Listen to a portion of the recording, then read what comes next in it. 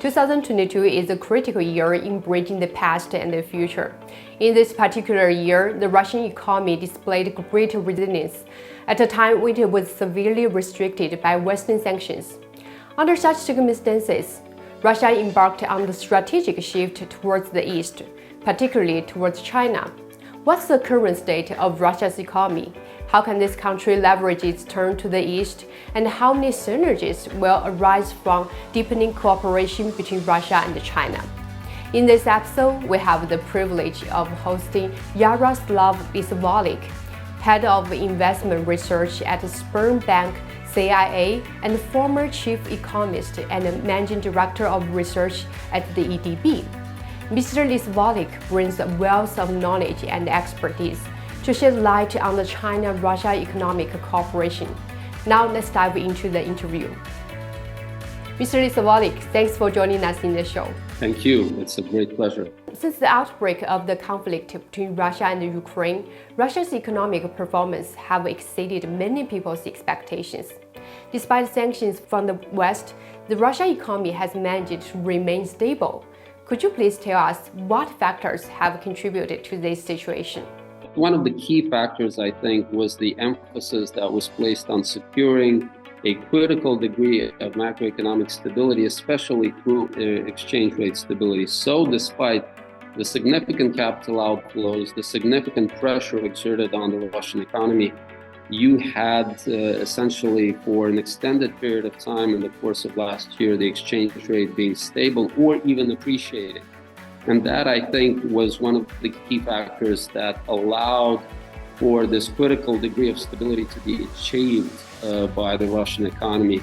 And that significantly constrained the negative impact of sanctions and other restrictions on the Russian economy last year. Mr. Lissovolik, Western sanctions have done considerable damage to Russia's economy over the past year, and there's a lot of talk about the state of Russia's economy.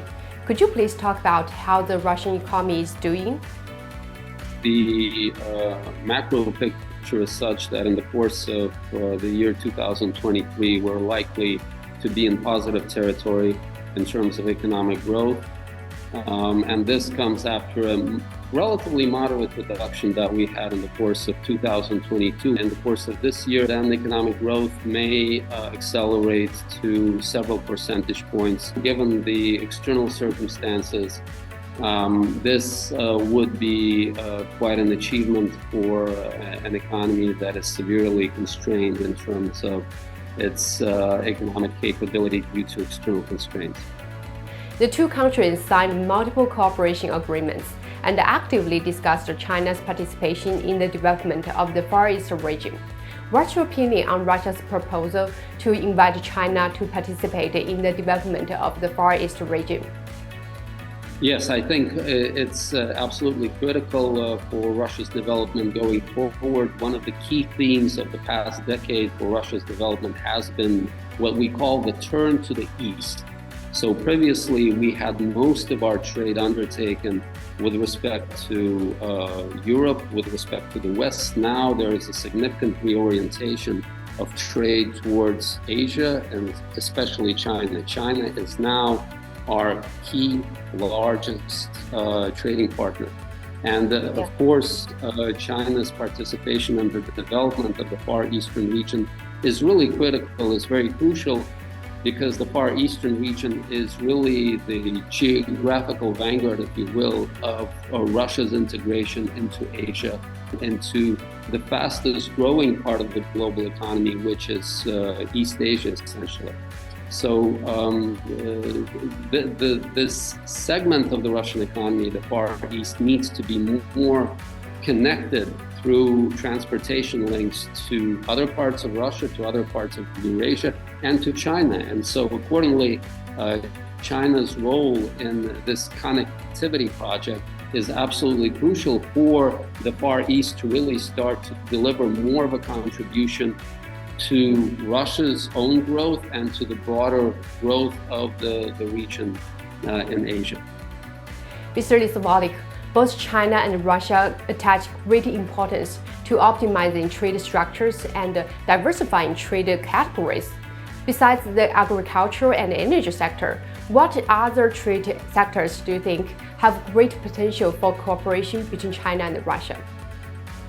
Well, I think one key area that we both have to look at very intently is the financial sector. We talked about the financial sector already. I think there's far more scope to develop that cooperation, both in terms of greater presence of China in Russia's financial markets. I think there's far more scope for greater presence of Chinese assets being traded in Russia's markets. I think another aspect is, of course, things like tourism. In the tourism sector, there's been tremendous cooperation, tremendously successful. Then, of course, the pandemic hit, and there was a bit of a decline there, but now it's starting to recover.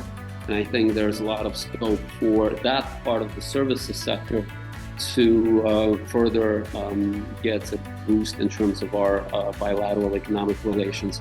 The $200 billion mark in terms of our mutual trade has been surpassed, and there's far more scope to expand this upper level, the target of our trade turnover between our countries. And so I think, again, the services sector, tourism, financial sector, those are some of the venues to activate and to expand the possibilities for trade between our countries.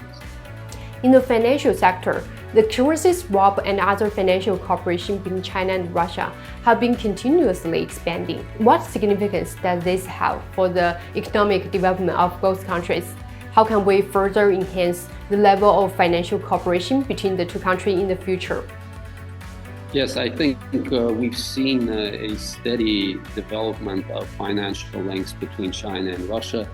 And this is something that has really significantly increased in the course of the past several years. In yuan and the Russian ruble, the yuan is starting to play a far greater role in Russia's financial markets. It has overtaken the US dollar in terms of the volume of transactions in Russia's markets. So the Chinese yuan is really, I think, potentially going to occupy one of the key places in the global pantheon, if you will, of reserve currencies. And I think the fact that Russia and some of the other BRICS countries are starting to use the yuan more in their transactions will be a significant process that will boost this global role of the Chinese yuan. Mr. Lissovolik, both Russia and China are members of the BRICS.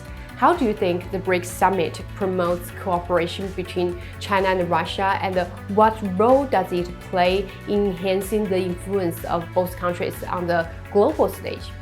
The format of BRICS Plus that was launched by China back in 2017 was significantly expanded in 2022, and Russia is very much supportive of this expansion and greater outreach of BRICS to the broader developing world. And so this will allow our countries to build platforms of cooperation in terms of connectivity, in terms of financial cooperation. I think that is going to be very important. And then I think there's trade integration. There's trade integration between Russia and China, but also the broader global South countries, the developing world. And I think we should be talking in the context of BRICS Plus about trade liberalization, about reducing trade barriers between our countries and becoming more open to countries across the developing world, including Africa. And there's tremendous scope for China and Russia to cooperate in this sphere, to become closer and to become more successful in dealing with such regions as Africa, Latin America, and other parts of Asia. There's a lot of cooperation between China and Russia in the Belt and Road Initiative. How do you think the Belt and Road Initiative can promote Russia's economic development? Could you please share some specific examples? The key theme in the BRI cooperation between China and Russia, I think, is connectivity. There are a number of connectivity projects that are crucial, including for what we just talked about, Russia's Far East, and connecting it more to different parts of Asia and also to different parts of Russia itself. So one of the key projects there is the Pacific Railroad that is being constructed essentially with the assistance of the Belt and Road framework. There are other projects, dozens of projects that have been launched in the context of BRI in Russia's Far East.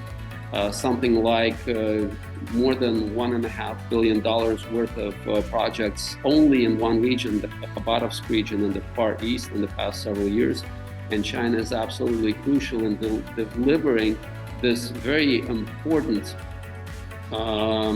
channel of economic cooperation and economic growth, because significant parts of Asia, significant parts of Central Asia, parts of Russia are landlocked, significantly limited in terms of their connectivity to seashores, to ports, to global markets. And so connectivity projects like the ones that are financed through the Belt and Road framework are very important, are key in surmounting these geographical constraints associated with the landlocked nature of significant swathes of Eurasia's territory. Mr. Lissovolik, the Chongqing-Xinjiang Europe Railway, which starts from Chongqing and runs through Xi'an and Xinjiang before entering Russia, have greatly promoted trade between the two regions. Have you noticed any Chongqing products in Russia? Have you ever been to Chongqing? I already visited that region. It was actually something like 10 years ago, and it was a very memorable trip. I think it was a very important trip because it was a meeting of the academic forum of BRICS. Chongqing was definitely discussed as one of the financial hubs, one of the industrial hubs that would be instrumental in promoting this cooperation amongst our countries. And it was essentially positioned not just as a regional, but also as potentially an international center. And I think the development from then that we've seen in that region has been quite successful. Certainly that region was one of the locomotives of economic development, growth, and cooperation with other countries. And I look forward to the stronger links of your region, your city with Russia and other BRICS economies going forward.